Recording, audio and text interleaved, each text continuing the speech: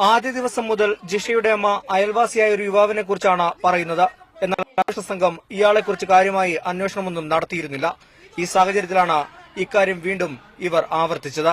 ഞങ്ങൾ വർഷങ്ങളായി അവിടെ കിടക്കണം. അന്നേ തുടങ്ങി ഞങ്ങളെ കൊല്ലുമെന്ന് പറഞ്ഞ ഞങ്ങളുടെ വീടിന്റെ അടുത്തുള്ള ആൾക്കാരെ ഇതൊക്കെ ചെയ്യും, ഞങ്ങളെ കൊല്ലുമെന്ന് പറഞ്ഞു. നിങ്ങൾ അവരവരൊക്കെ പോയി അന്വേഷിക്കും. കൊന്ന ആരെയും പിടിച്ചു പോവാം. ഞങ്ങളെ കുറിച്ച് ചില ചാനലുകാരും വളരെ മോശമായിട്ടൊക്കെ എന്റെ മൂത്ത മോളെ കുറിച്ച് വേണ്ടാതിനെ എഴുതുന്നുണ്ട്. ചില മാധ്യമങ്ങൾ തങ്ങളെ മോശമായി ചിത്രീകരിച്ചെന്നും ഇവർ പറഞ്ഞു.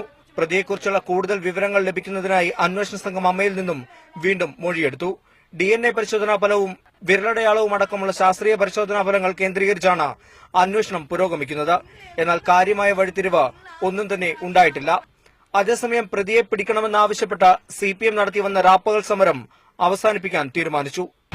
ഒരു വനിതാ IPS ഓഫീസറുടെ നേതൃത്വത്തിലുള്ള ഒരു സ്പെഷ്യൽ ഇൻവെസ്റ്റിഗേഷൻ ടീമിനെ ഇതിന്റെ വധ കേസുമായി ബന്ധപ്പെട്ടിട്ടുള്ള അന്വേഷണം ഏൽപ്പിക്കുന്നതോടുകൂടി പാർട്ടി ഈ സമരം ഇപ്പോൾ നടത്തിവരുന്ന ദിനരാത്ര സമരം എന്നുള്ളത് മാറ്റി മറ്റൊരു സമരരൂപത്തിലേക്ക് മാറ്റാനുള്ള സാധ്യതകളാണ് ഇപ്പോൾ ഉള്ളത്.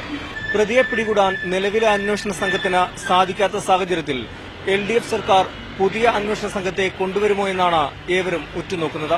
മീഡിയ